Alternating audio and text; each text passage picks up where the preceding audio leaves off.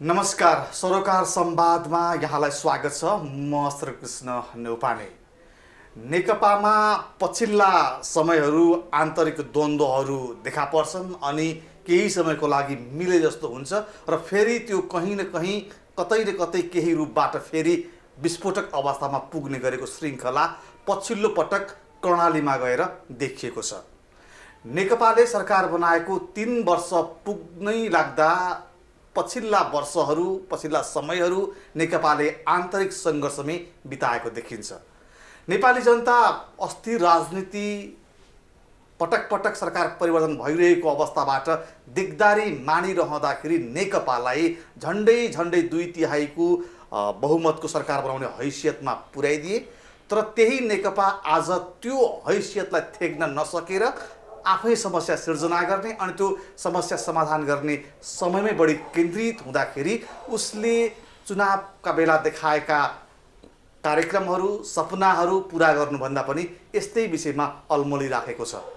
आज हामी कर्णाली प्रदेशको आन्तरिक सङ्घर्ष के हो, झन्डै कर्णाली विद्रोहका रूपमा चित्रण गरिएको त्यो अवस्था झन्डै विस्फोटक अवस्थामा कसरी पुग्न सक्यो र त्यो अवस्थालाई मत्थर पार्नको लागि केन्द्रबाट अध्यक्ष र वरिष्ठ नेता माधव नेपालले एकजना नेकपाका केन्द्रीय सदस्यलाई त्यो समाधान गर्नको लागि पठाउनु भएको थियो र उहाँ त्यहाँ पुगेर त्यहाँका मुख्यमन्त्री सहित केही नेताहरूलाई काठमाडौँ लिएर आउनुभएको छ र त्यो बिचमा उहाँले के गर्नुभयो र अहिले जसरी दुई अध्यक्ष बीच सामूहिक रूपमा छलफल गर्ने भनिएको थियो त्यो पनि हुन सकिरहेको छैन। एकजना अध्यक्ष पुष्पकमल दाहालसँग मात्रै कर्णालीका नेताहरूले छलफल गरेका छन् र अब यो समस्यालाई उहाँहरूले कसरी समाधान गर्दै हुनुहुन्छ, सञ्चार माध्यममा आए जस्तो केही पद केही कुर्सी र केही मन्त्रीका लागि त्यो चाहिँ समाधान गर्न खोजिँदैछ भन्ने किसिमका कुराहरू पनि आइरहेका छन्। आखिर नेकपा यिनै यस्तै साना झिना मसिना सवालमै अल्झिरहने हो कि अब चाहिँ जनता र देशका लागि पनि उसले काम गर्नुपर्ने हो। आज हामी यी र यस्तै विषयमा छलफल गर्दैछौँ। यसका लागि आज मसँग हुनुहुन्छ नेकपाका एकजना केन्द्रीय सदस्य निरज आचार्य, जो भर्खरै सुर्खेत पुगेर त्यहाँको पछिल्लो वस्तुस्थितिबारे जानकार पनि हुनुहुन्छ र त्यहाँ विवादमा मुछिएका अथवा समग्रमा त्यहाँका मुख्यमन्त्री लगायतलाई भेटेर अनि उहाँहरूलाई पनि काठमाडौँ लिएर आउनुहुने एकजना नेता हुनुहुन्छ। उहाँसँग आज हामी छलफल गर्दैछौँ। निरजजी नमस्कार, स्वागत छ कार्यक्रममा। हजुर नमस्कार, धन्यवाद। नेकपा जहिले पनि आफ्नो समस्या आफै निकाल्ने अनि त्यही समस्या समाधान गर्नलाई फेरि समय खर्चिने, त्यसो गर्दाखेरि चाहिँ जनताका गुनासाहरू पनि सुन्नु नपर्ने भएर हो कि किन हो, यसरी अनावश्यक कुराहरूमा नेकपा किन अल्झिराखेको छ अहिले? नेकपाभित्र कार्यशैलीगत ढङ्गले समस्याहरू छन्। पार्टीलाई सञ्चालन गर्ने सन्दर्भमा, सरकार सञ्चालन गर्ने सन्दर्भमा पार्टीलाई पनि विधि पद्धति अनुरूप पार्टी सञ्चालन नभएको 3 महिनाभित्र पुरा गरिसक्नुपर्ने पार्टी एकताको बाँकी काम अहिले 2.5 वर्षसम्म झन्डै 2 वर्ष कटिसक्यो, 2.5 वर्ष पुग्न थाल्यो। यो अवधिसम्म पुरा नगर्नु र सरकारलाई सञ्चालनका सन्दर्भमा पनि पार्टीले गरेका निर्णयहरू अहिलेसम्म नेकपाको 77 वर्षको इतिहासमा पार्टीले विकास गरेका कतिपय मूल्यहरू छन्, मान्यताहरू छन्, पार्टी सरकार सञ्चालनका सन्दर्भमा आफैले विकास गरेका विधिहरू छन्, त्यसलाई ठिक ढङ्गले कार्यान्वयन नगर्दा समस्याहरू उत्पन्न हुँदै आएका छन्। यो निर्णयहरू पार्टीले आफैले गरेका निर्णयहरू आफैले उल्लङ्घन गर्दै जाने समस्याबाट सिर्जना भएका यी सङ्कटहरू हुन्।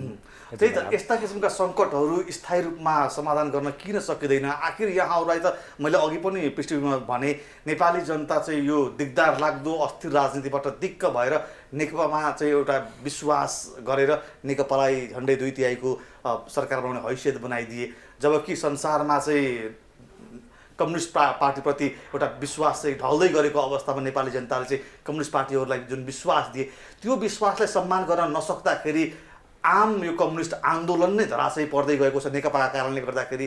नेकपाका कारणले गर्दाखेरि तपाईँहरू जस्ता चाहिँ युवा राजनीति गर्ने जो राजनीतिमै एउटा भविष्य बोकेर अगाडि हिँडेका युवाहरूलाई चाहिँ यो नेताको गल्तीको भारीले थिच्न थालेको छ भन्ने किसिमका विश्लेषण भइरहँदाखेरि अब तपाईँहरू जस्ता युवा नेताहरूले यी तमाम कुराहरू जुन विधानमा लेखिएका छ, जस्तो यहाँले भन्नुभयो कि जुन गर्नुपर्ने पार्टीको फर्मेसनहरू पुरा गर्नुपर्ने त्यो गरिया छैन, विधान अनुसारको कार्यप्रणाली अनुसार पार्टी हिँडेन भनिरहँदाखेरि त्यसलाई खबरदारी गर्न तपाईँहरू किन सकिराख्नु भएको छैन? तपाईँले एउटा राम्रो प्रसङ्ग निकाल्नुभयो कि कम्युनिस्ट पार्टीका पक्षमा हामीले प्राप्त गरेको जनमत यो सामान्य घटना होइन। गत निर्वाचनमा हामीले नेपाली जनताको अभूतपूर्व समर्थन प्राप्त गऱ्यौँ। नेपालको इतिहासमा झन्डै 2/3 बहुमत सहितको कम्युनिस्ट पार्टीको सरकार बनाएको यो पहिलो र अत्यन्तै ऐतिहासिक घटना हो र हामीलाई संसारभरिका कम्युनिस्टहरूले हेरिरहेका छन् कि नेपालको कम्युनिस्ट पार्टी कसरी अगाडि बढ्छ।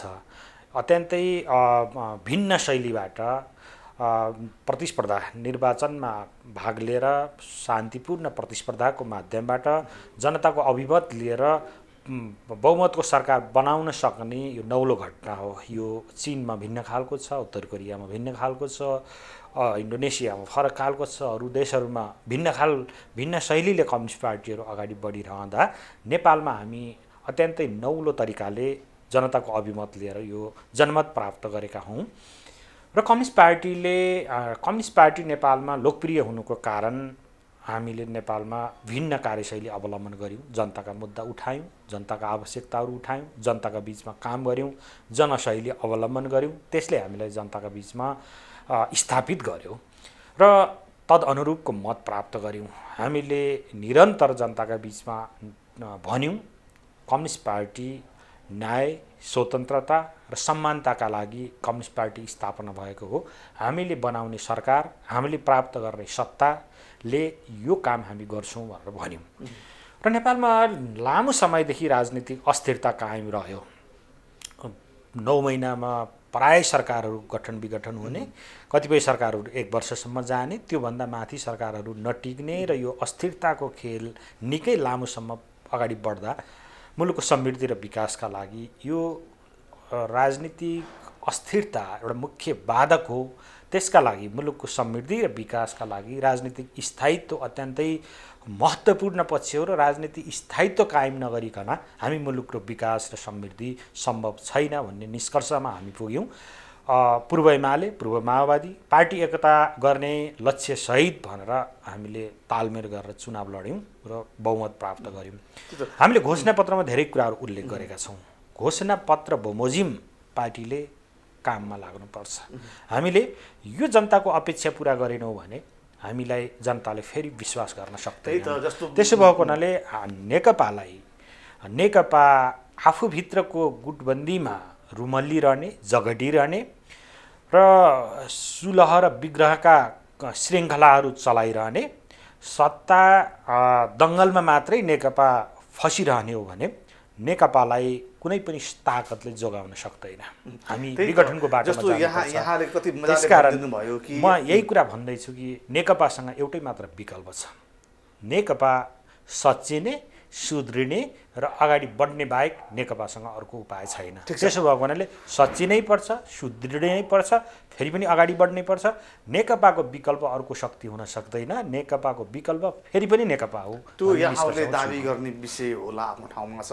जसरी जनताले अघि यहाँले पनि भन्नुभयो कि यो अस्थिर राजनीतिबाट चाहिँ रिगटा लाग्दो अवस्था देखे पछाडि नेकपालाई एउटा विश्वास गरे र सरकार परिवर्तन नहोस्, एउटा सरकारले आफ्नो पूर्ण कार्यकाल चाहिँ चलाउन पायो भने केही स्थिरता हुन्थ्यो र केही विकासका कुराहरू अगाडि बढ्थे भनिरहँदाखेरि अहिले आएर त्यही नेकपाले चलाएका कतिपय प्रदेशका सरकारहरू आफ्नै पार्टीले ढाल्न खोज्ने अवस्था आइरहेको छ भनेपछि के फरक भयो त? हिजो तल प्रतिपक्षीको कारणले गर्दाखेरि काम गर्न सकिएन अथवा हामीसँग स्पष्ट बहुमत नभइसके पछाडि सरकार चलाउन सकिएन भन्ने एउटा कारण हामीले जनतालाई दिन सक्थ्यौँ, देखाउन सक्थ्यौँ। तर अहिले त आफ्नै पार्टीले आफ्नै मुख्यमन्त्री विरुद्ध चाहिँ हस्ताक्षर सङ्कलन गर्ने, उसलाई चाहिँ फिर्ता बोलाउने यो किसिमको काम भइरहँदाखेरि के फरक भयो त? जनताले जुन विश्वास गरेका थिए त्यो विश्वासको तपाईँहरूले खै सम्मान गरेको होइन? तपाईँले राम्रो प्रसङ्ग निकाल्नुभयो कि यो अवस्था नआओस् भनेर नेकपाले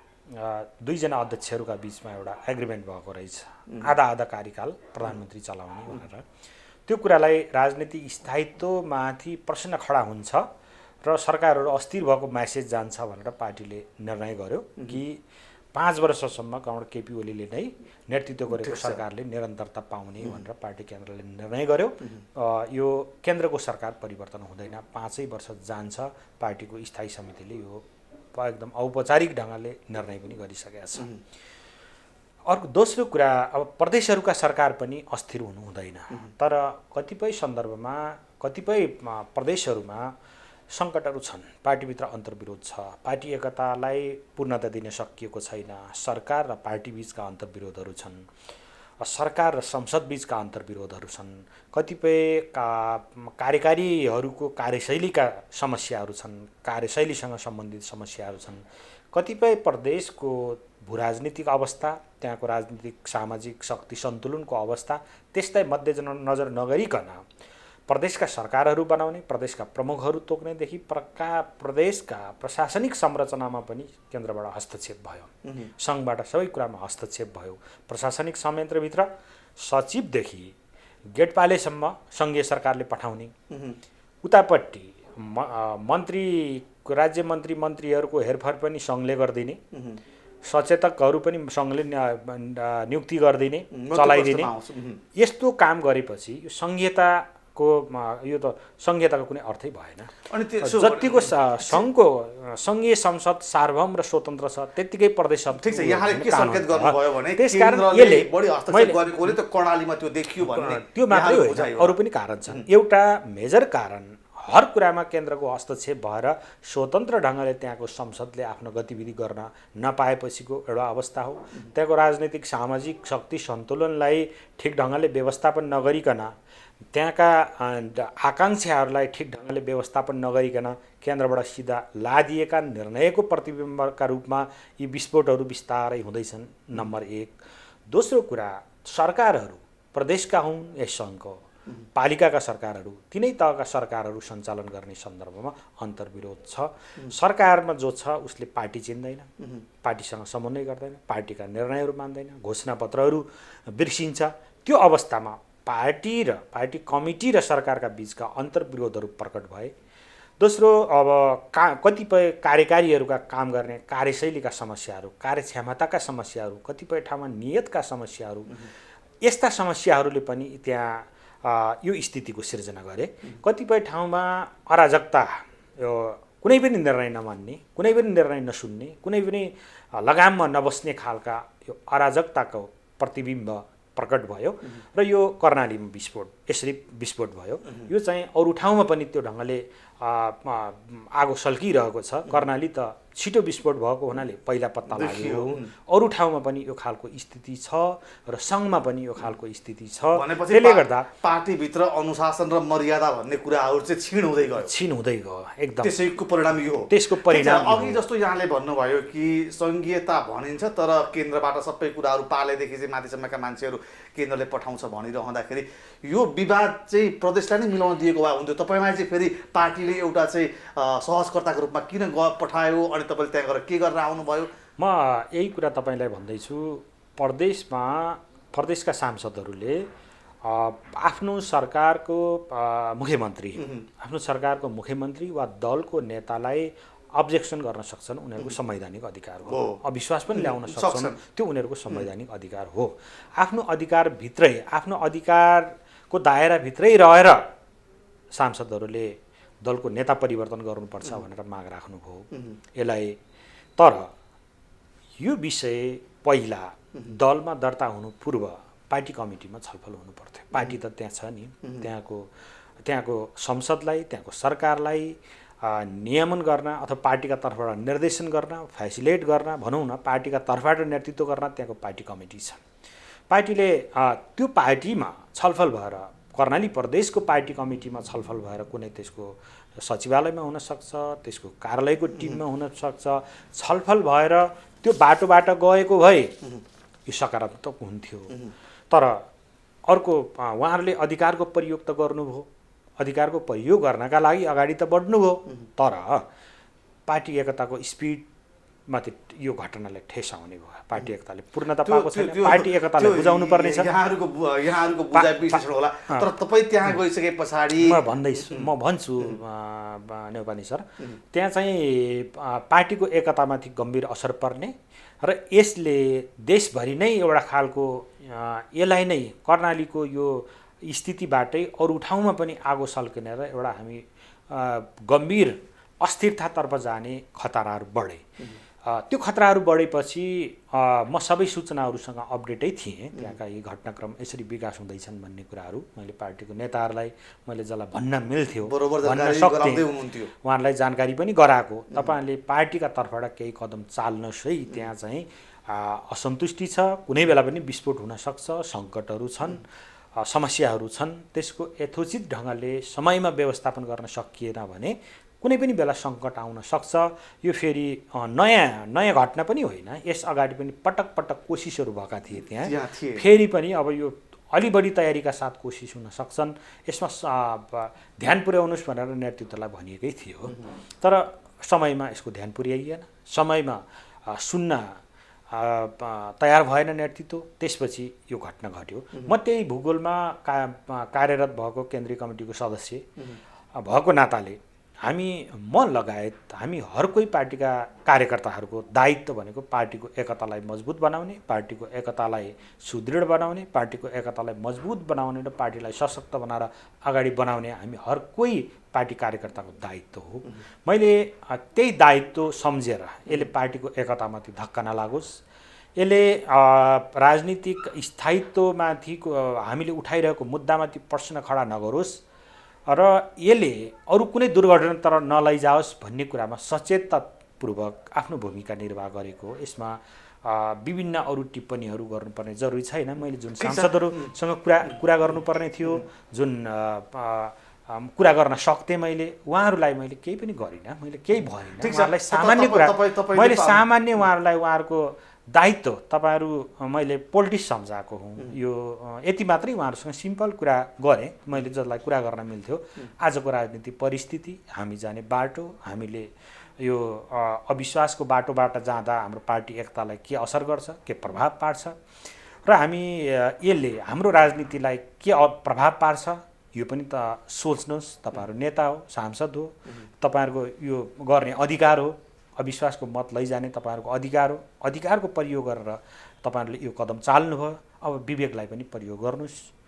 अब हामी फर्केर फेरि छलफल गरेर समझदारी कायम गरेर अगाडि बढ्दा यसले के प्रभाव पार्छ, हाम्रो राजनीतिमा के असर पार्छ यो पनि रिथिङ गर्नुहोस् र तपाईँहरूले निर्णय लिनुहोस् भनेर साथीहरूलाई भनेको हुँ। उहाँहरूले अधिकारको प्रयोग गरेर अविश्वास दर्ता गराउनुभयो, विवेकको प्रयोग गर्नुभयो, फिर्ता लिनुभयो। अब यसलाई यहाँले यसरी व्याख्या गरिरहँदाखेरि बुझाइ के छ भने केही सचेतकको पद, केही मन्त्रीको पद आफू निकटकाले पाउने भइसके पछाडि उहाँहरूले हस्ताक्षर फिर्ता लिनलाई राजी भएको भन्ने कुराहरू आइराखेका छन्।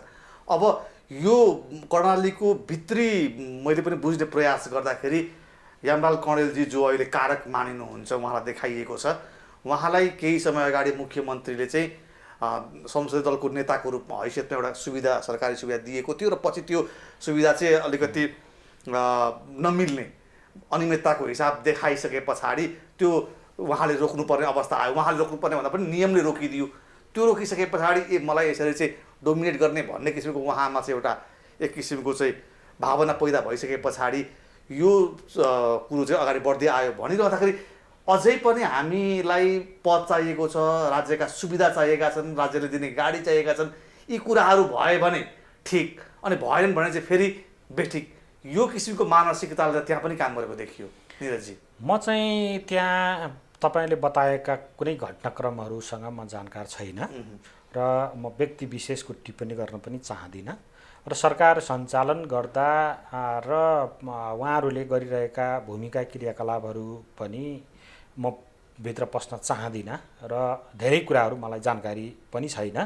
म त्यो संसदभित्र काम गर्ने, म सांसद पनि होइन, त्यही भूगोलको नेता भएकोले मैले सोधेको हुँ यो प्रश्न। म होइन, म त्यहाँ मैले अघि नै भने सरकार र पार्टी कमिटीका बिचका अन्तर्विरोध छन्। सरकारका काम कारबाही सबै पार्टी कमिटीले थाहा पाउँदैन। यो हामीभित्रका अन्तर्विरोध हुन्।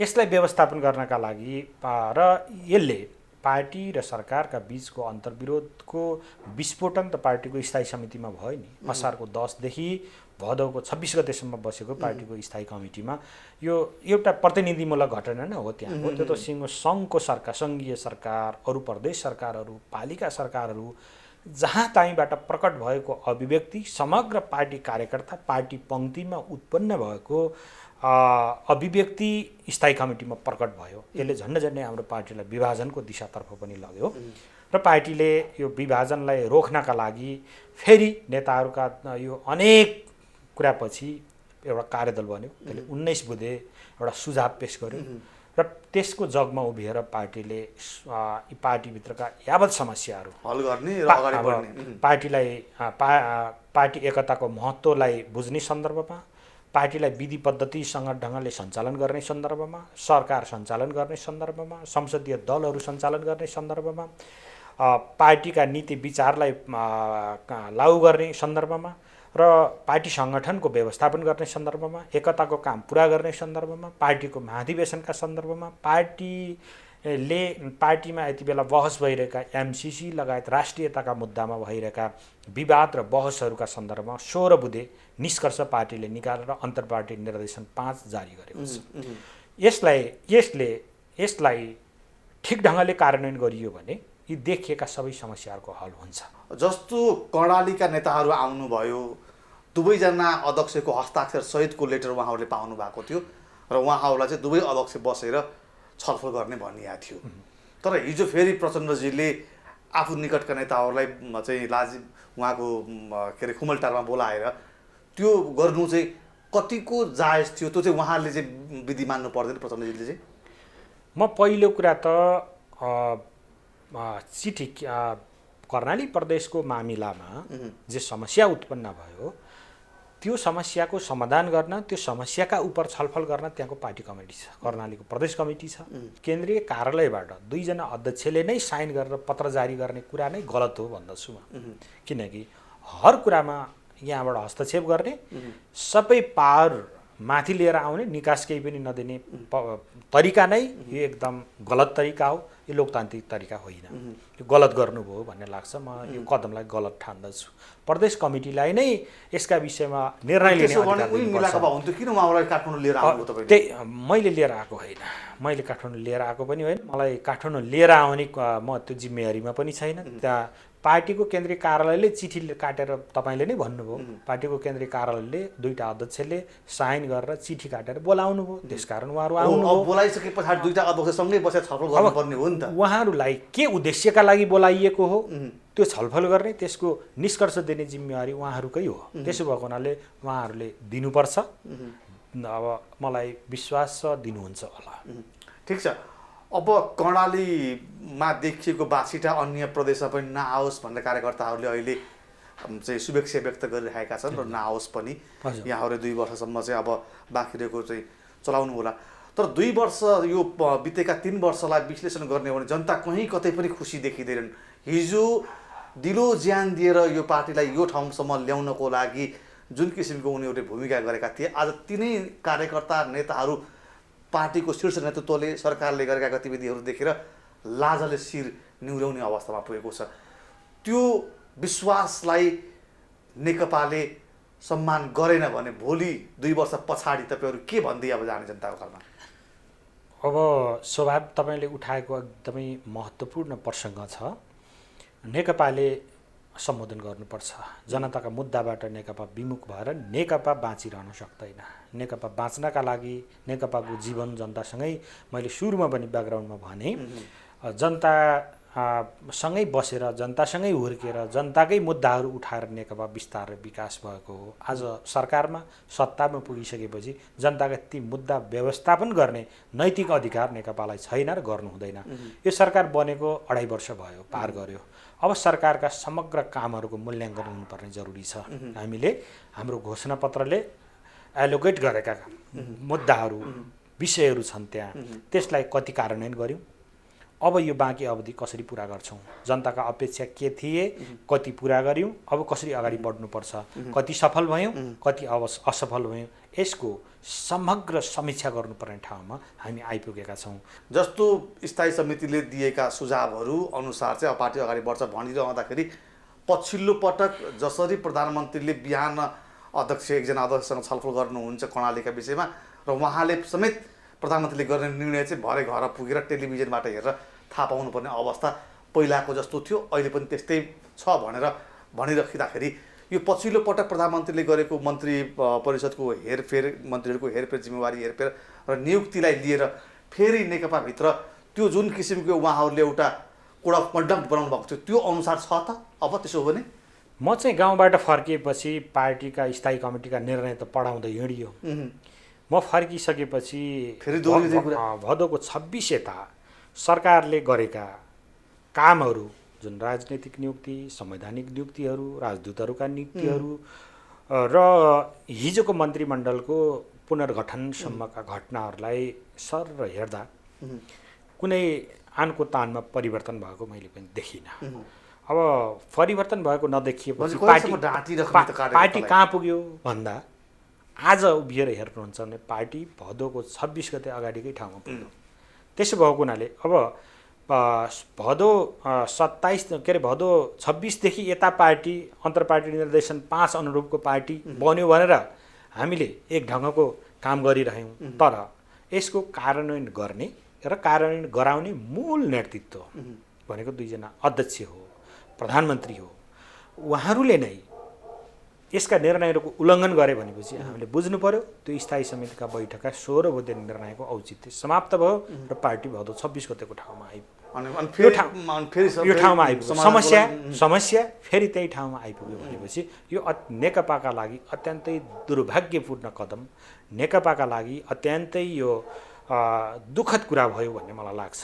यसले राम्रो सन्देश, सकारात्मक सन्देश प्रवाह गरेन।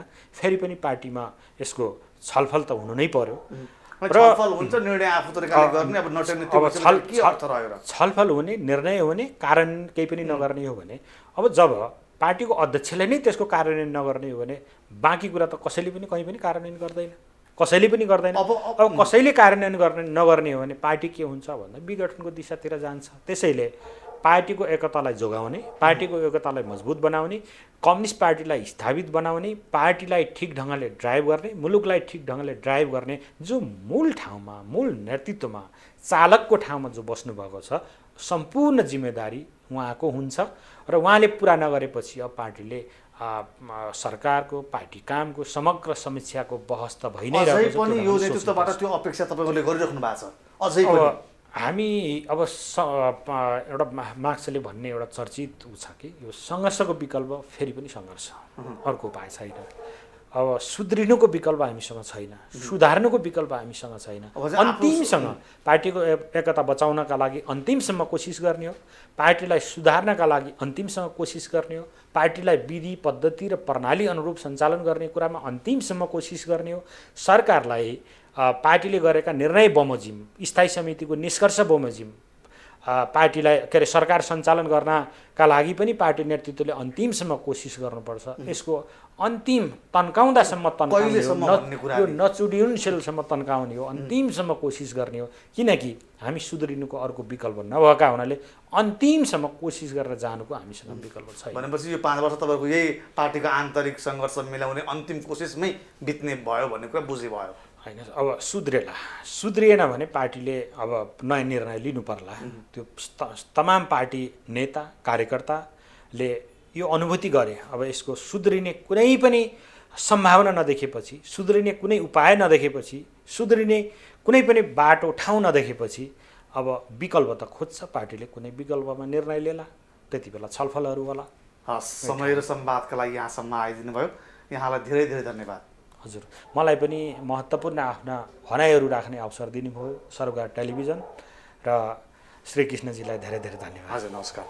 सरोकार संवादमा आज हामीले नेकपाभित्रको अन्तर्विरोध अनि पछिल्लो पटक कर्णाली प्रदेशमा देखिएको समस्या र सरकारले दिने डेलिभरी यी तीनवटै विषयलाई जोडेर छलफल गऱ्यौँ। यसका लागि आज मसँग हुनुहुन्थ्यो नेकपाका एकजना केन्द्रीय सदस्य निरज आचार्य। हौस् त आजको सरोकार संवाद यति नै। म श्रीकृष्ण नेउपाने बिदा हुन्छु। नमस्कार।